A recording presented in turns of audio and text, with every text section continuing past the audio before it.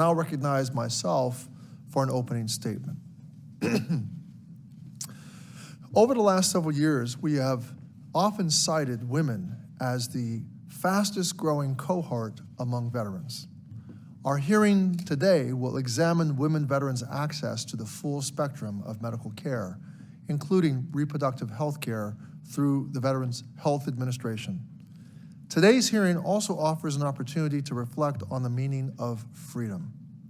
Since the days of the Revolutionary War, women veterans have signed up to fight for and defend our country's founding idea of freedom.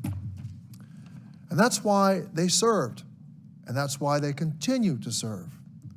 But listen closely to my colleagues on the other side of the aisle. It will be abundantly clear. Women veterans' freedom to make choices that are best for their own personal health and medical providers' freedom to exercise their clinical judgment are under attack. Pay attention, too, to the kind of legislation they support. They are so extreme that all but one of our Republican colleagues on this committee have co-sponsored H.R. 1011, a bill that would criminalize women's health care. It would effectively negate women's bodily autonomy once a sperm meets an egg, with no exceptions. The practical effect of this is that women's healthcare choices become murder, and they have no right to pursue life-saving cancer treatments or use IUDs or emergency contraception. It also takes away the choice of women to pursue science-based family-building treatments, such as in vitro fertilization. Since the Dobbs decision, we have seen a stark contrast between those who claim to be pro-life and those who actually want to defend life, the freedom to choose, and the freedom to respect the right to privacy.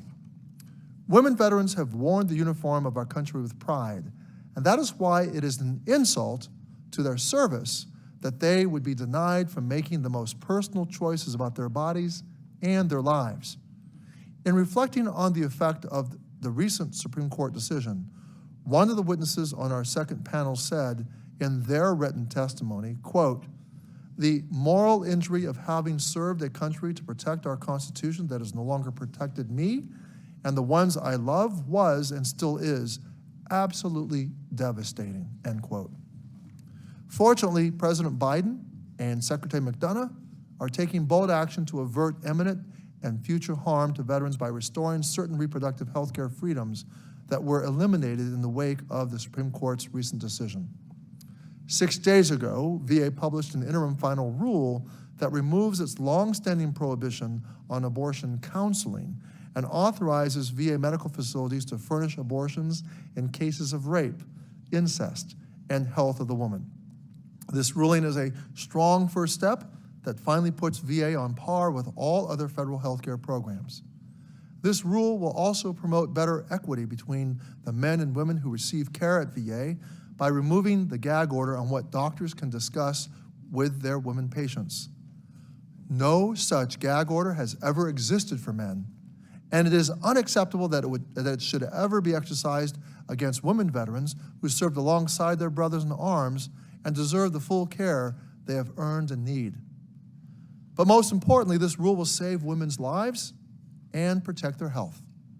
For decades, VA providers have had to call in favors in the community to procure life-saving abortion care for women. Before this interim final rule, pregnant veterans with life-threatening pregnancy complications were turned away.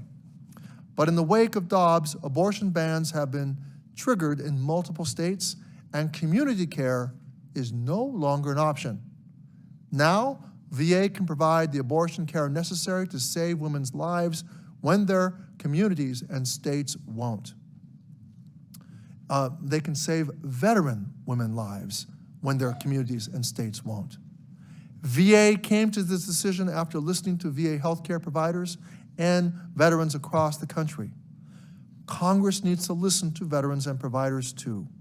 Over the last several decades, I and Health Subcommittee Chairwoman Brownlee, along with several colleagues, including fellow committee members Colin Allred and Ruben Gallego, have been doing just that. Since early August, we have traveled with our staff to 4 different states and the Navajo Nation. We drove more than 1,600 miles, visited 6 different VA medical facilities, and conducted 7 listening sessions to hear from women in each location about their experiences at VA. I came away from these visits enlightened about the challenges VA is currently facing and awestruck by the determination and strength of women veterans. We met with clinical care teams and women veterans program managers like Stephanie in Oklahoma City, Ann in Temple, Texas, Cindy in Las Vegas, and Pat in Phoenix, and VA employees who are serving veterans in creative ways, spending many hours doing outreach and thinking of new ways to show women veterans that VA is a place for them. We have seen what leading in women's health care means, including at VA facilities with dedicated women's clinics with separate entrances, lactation facilities, integrated mental health care, and an overall experience designed and delivered for women veterans' unique needs. And I will tell you that among the VA providers and women veterans I have met with last week, the news of the Secretary's recent regulatory action was met with approval, applause, and hope. We asked, and they answered unequivocally, women veterans want VA to provide the full spectrum of care, where they are fully informed partners in their own health care provisions.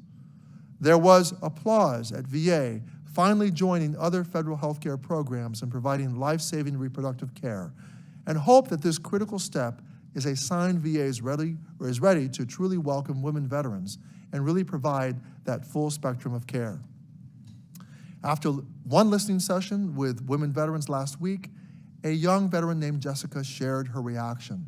Quote, "I felt seen, I felt heard, and I felt hopeful for the future of women's health care at VA," end quote. We have also been fielding an online survey to hear from veterans across the country about their experiences receiving reproductive health care, contraceptive care, and infertility treatment at VA. As of this week, we have received over 450 responses from veterans, the overwhelming majority of whom support VA supporting abortion counseling and abortion care in circumstances like those covered by the Secretary's new regulation. So far, 90% of survey respondents have said VA should provide abortion counseling, and 73% of respondents said VA should always or sometimes provide abortion care. This survey is still live on the committee's website, and I encourage any veteran who has tried to access reproductive health care at VA to complete it. Visit veterans.house.gov and click the button at the top to share your story. Your responses will remain anonymous should you wish them to be. I also want to thank Secretary McDonough and President Biden for their courageous and strong regulatory action that will save women's lives, that will save women veterans' lives. I look forward to working with the Secretary to ensure VA has everything it needs to implement this rule successfully. Now, I know much more needs to be done to improve women veterans' experiences at VA, and I see the implementation of this rule as a big leap moment for the department. If implemented well, I have hoped that this will attract even more providers to practice at VA and more women veterans to seek care at VA. This is an opportunity to improve the whole spectrum of health care for women veterans. Indeed, while I heard a lot of hope in my conversations with women veterans last week, there was also frustration about long-standing challenges. A majority of women's care is sent out to the community. Caseload for women's care coordinators make it hard and difficult for women veterans to reach their providers and get scheduled appointments in a timely manner. Some VA primary care providers are not as well trained or as committed as they should be in caring for women.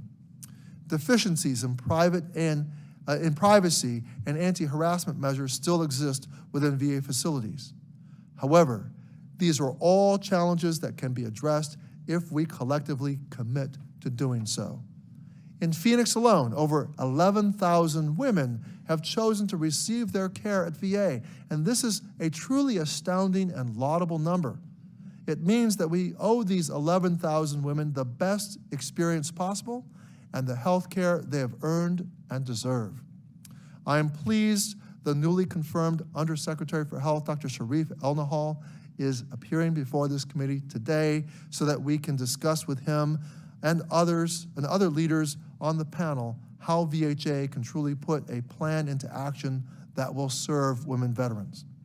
We'll also hear directly from veterans and women's health providers about their experiences so we can learn more about VA's challenges and develop ways to address them.